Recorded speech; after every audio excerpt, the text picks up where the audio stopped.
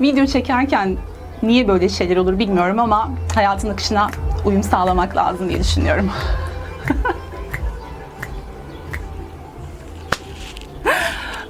Eğer kişisel değerinizi ölçen bir alet olsaydı, bunun adı ne olurdu? Birazdan konuşacağımız konu, sizi insanlara bağımlı hale getiren en büyük etken ile ilgili. Değersizlik duygusu. Hanımlar, beyler, hepinize iyi seyirler.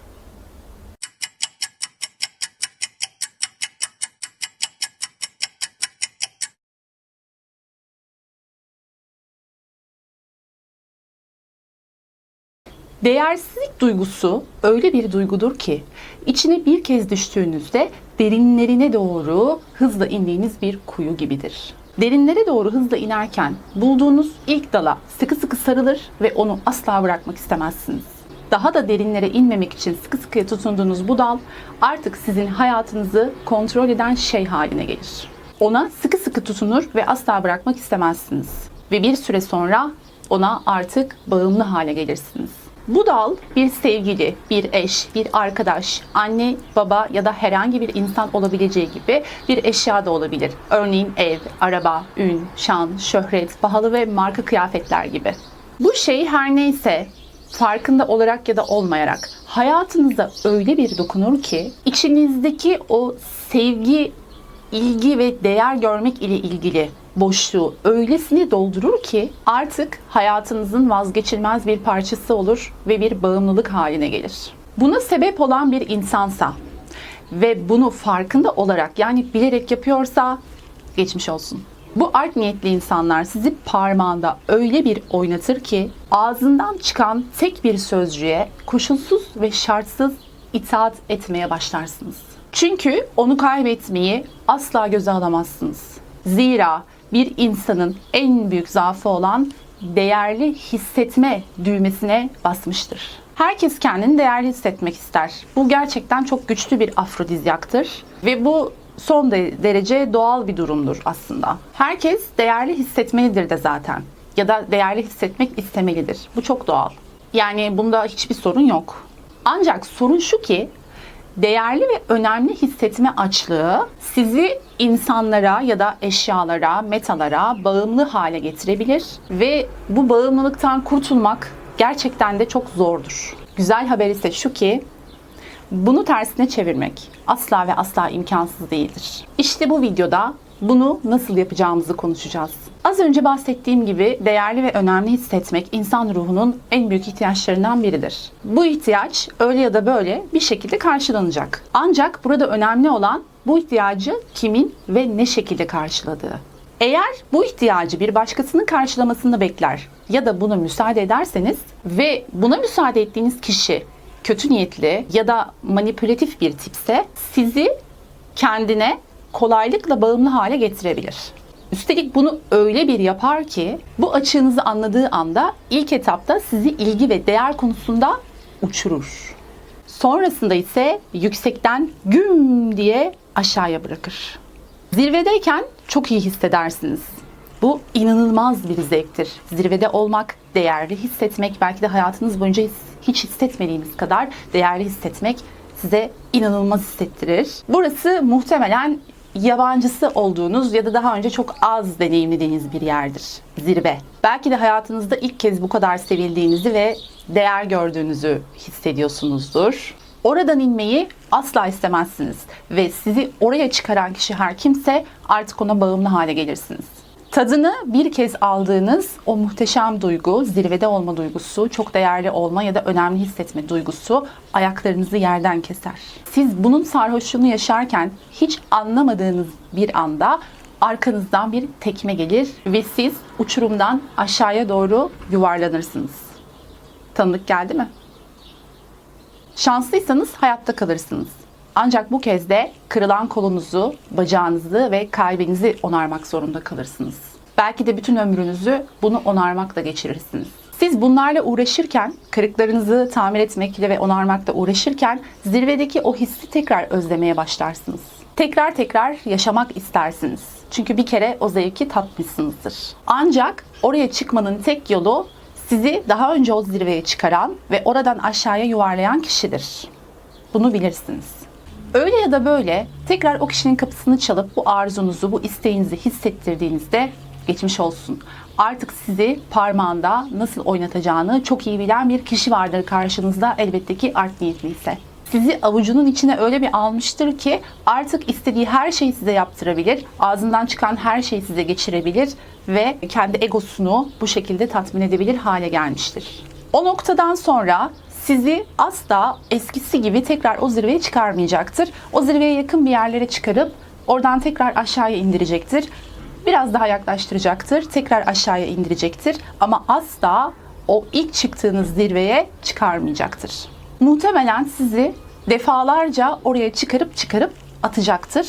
Çünkü sizin içinizde her zaman yine o zirvede olma, o ilk duyguyu yaşama arzusu vardır. O da bunu çok iyi bilir. Bu durum aylar, yıllar, hatta bir ömür sürebilir. Size yalnızca bir kere bahşedilmiş bu değerli ve kısacık ömrü başkalarından değer dilenerek ya da ilgi dilenerek, yani bu gerçek anlamda bir dilenme olmasa bile hani metaforik anlamda dilenerek geçirmek çok anlamsız.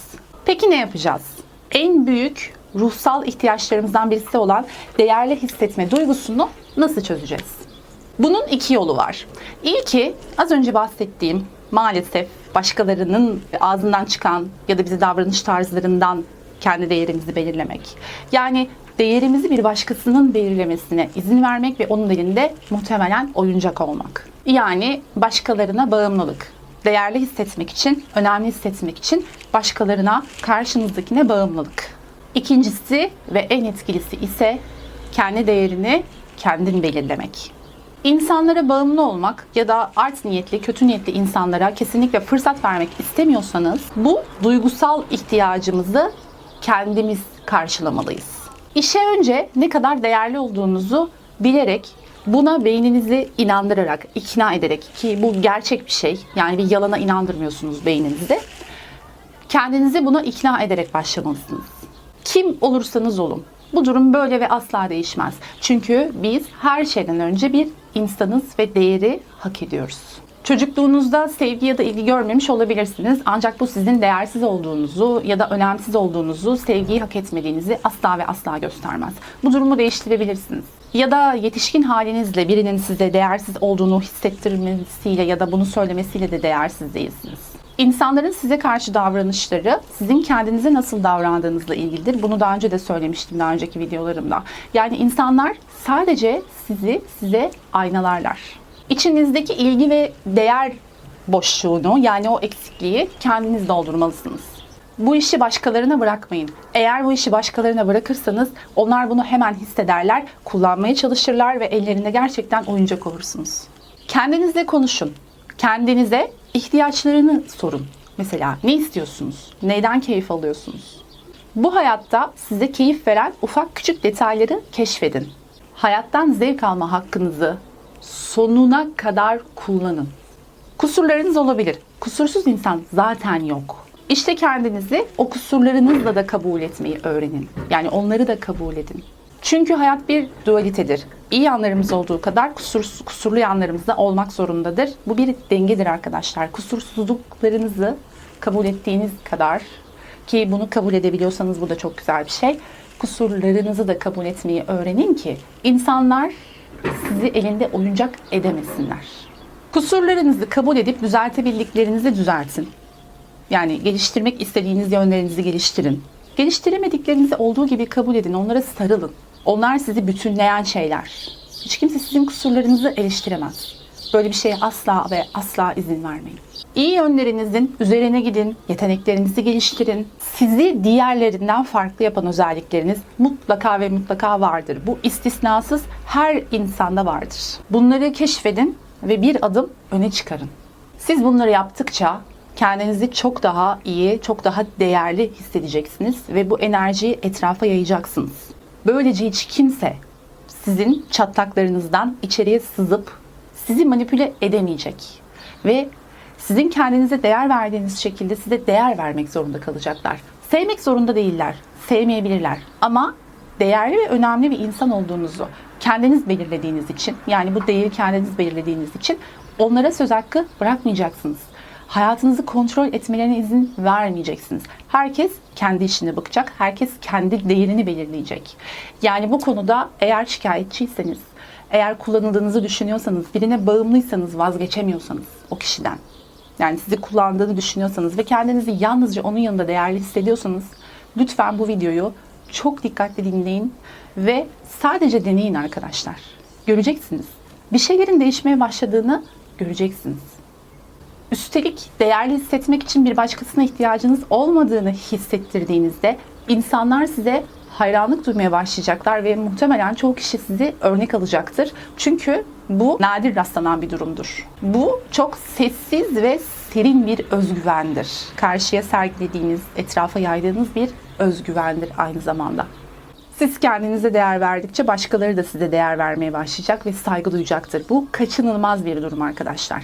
Deneyebilirsiniz. Yani şu enerjiyi veriyorsunuz karşı tarafa. Ben zaten değerliyim. Değerli olmak için çok pahalı giyinmeme, çok zengin olmama, çok önemli bir kişi olmama gerek yok. Ben bir insan olduğum için her şeyden önce değerliyim ve kendi yeteneklerimin farkındayım. Böyle hissetmek için, yani değerli ve önemli hissetmek için sana ya da bir başkasına ihtiyacım yok. Bu mesaj karşı tarafından kim olursa olsun çok net bir şekilde algılanacaktır. Eğer siz de böyle bir durumun içindeyseniz değişime hemen şimdi bugün başlayın arkadaşlar. Çünkü inanın kaybedecek vakit yok. Bunları uyguladığınızda, gerçekten böyle hissettiğinizde hayatınızdaki değişimlere inanamayacaksınız. Kendi değerinizi kendinizin belirlediğiniz ve kendinizi gerçekten çok önemli, değerli ve iyi hissettiğiniz çok güzel günleriniz olsun. Unutmayın. Kendi değerinizi kendiniz belirleyin. Bunu kimsenin yapmasına izin vermeyin arkadaşlar. Hepinizi çok seviyorum. Bir sonraki videoda görüşmek üzere. Hoşça kalın. Kendinize iyi bakın.